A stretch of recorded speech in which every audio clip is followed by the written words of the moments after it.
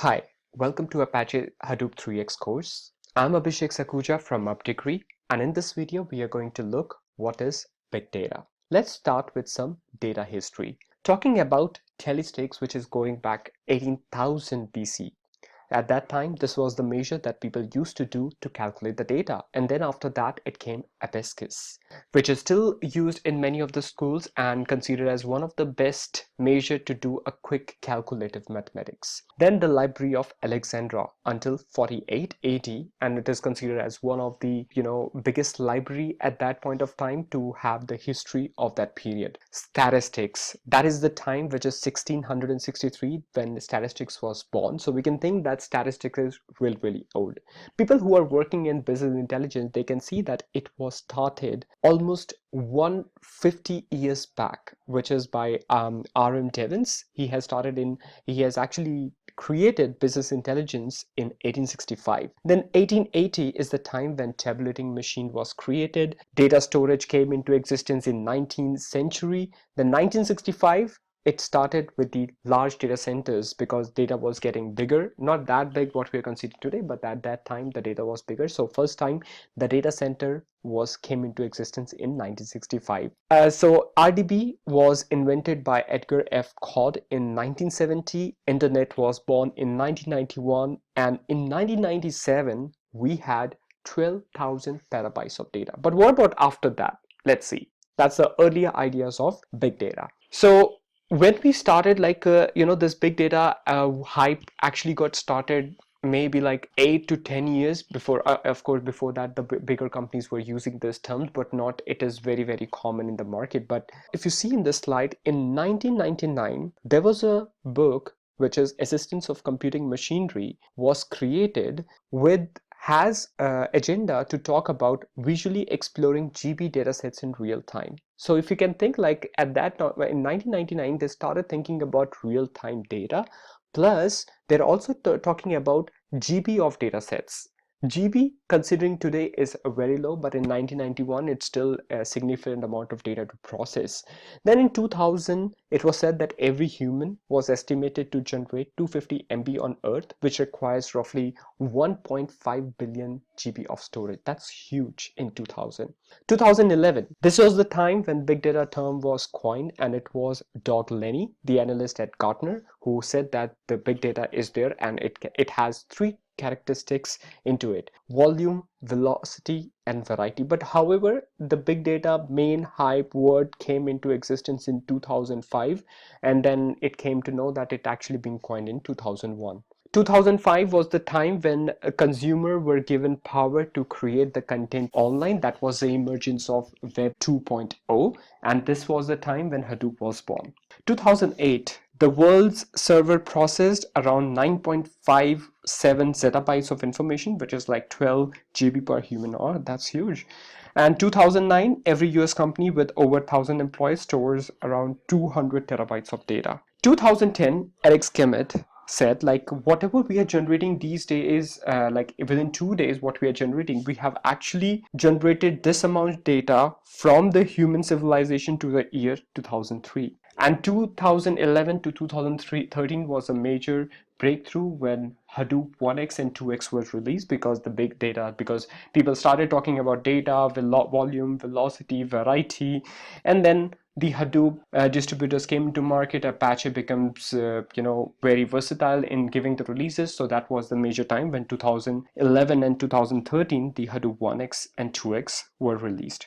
And till today, if we talk about big data analytics, has become the top priority for any organization, for most of the business. And in we talk about, like in the last 2 years also, we talked about the statistics. Out of 1,000 companies, the Forbes companies, 67% of their deployments are already using big data technologies.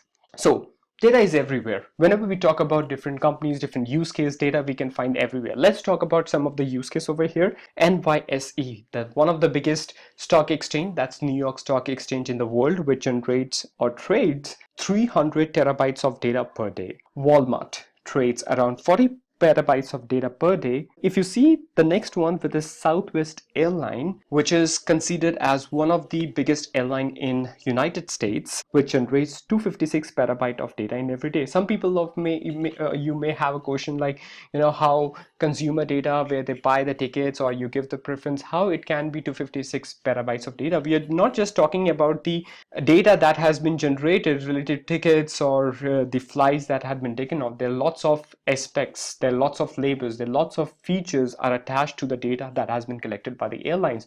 Some of the few examples would be the sensors that we have on the airplanes, right? You talk about the fans, you talk about the turbine, you talk about the temperature within the plane, how it is flying from one location to other location. Every second or every milliseconds or nanoseconds is generating data and sending to the servers. So that is where we are generating this amount of data. And if we talk about today, gold and oil are not the assets. The true asset, the real asset that we have today is the data, and that's what the company is doing everywhere, storing the data. They know that this asset is really valuable today. So if we talk about the data is flowing from web application, network logs, system logs, mobile application, GPS sensors. So everywhere data is here. How to describe big data? Now, big data, before describing the big data, what exactly this big data is all about? I would say that big data is not a technology, not a technique, not a method. It's just a terminology. It's just a simple terminology which helps you define what is your data problem and how you're going to resolve it. The big data problem can occur anywhere. If you talk about, if you're working on a laptop, just take your use case. If you're working on a laptop, you're opening a file, it doesn't fit into your machine, and then you fix out, or you can term it as a big data problem for your machine, and then you find a solution, you find a big data solution. Similarly, the organization, the big data terminology may differ from organization to organization. For one company, a big data problem would be 10 terabytes or multiple terabytes. For other company is 100 of terabytes. It's a problem because their legacy systems are unable to store or process the data, so they can say yes, that's a big data problem for them. And finally, for other company, the multiple petabytes could be a big data problem. So it depends from organization to organization how they classify or how their legacy systems are unable to store or process their data. Okay, so now how do you describe big data? What exactly things contributes when you say that yes, it is a big data problem for us? So there are majorly four different types of big, or you can say four different characteristics of big data, major one. But if you go to online, some people will say 7 V's, some people will say 8 V's, 5 V's, 6 V's. So there are many V's, but majority of them are falls under this four characteristics, which has been continuing for a very long time. So the first one is the volume. The scale of the data, which means that the amount of the data that is coming to your systems, to your organization, and how much an organization is storing. That's what we are talking about, the volume, which is in terabytes, petabytes, or more than that. The velocity, how fast is the data coming to your system, right? Is it coming in a real time, it is coming from the sensors, it is coming from the mobile towers? The velocity at which it is coming, it is another characteristics of the big data.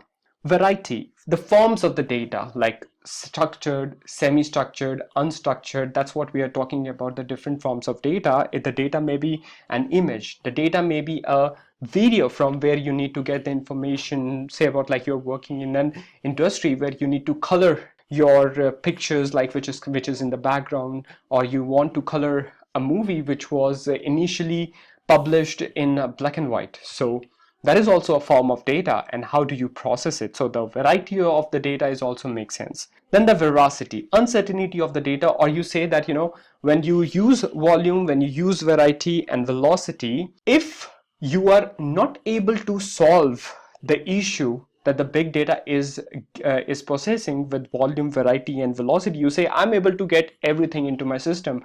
My system is able to handle the volume. My system is able to handle any kind of variety, and I'm able to get the streaming data and process it. But if the company or the organization is not getting any value out of it, that's not a proper big data solution, right? So therefore, whenever you think about a big data, whenever you want to say that is it a big data problem for you, you always think about these characteristics in place and then say that yes, this is a big data issue for us. All right, so that's what we have in this introduction to, or what is big data. And in the next video, we are going to look an introduction to Apache Hadoop. Thank you.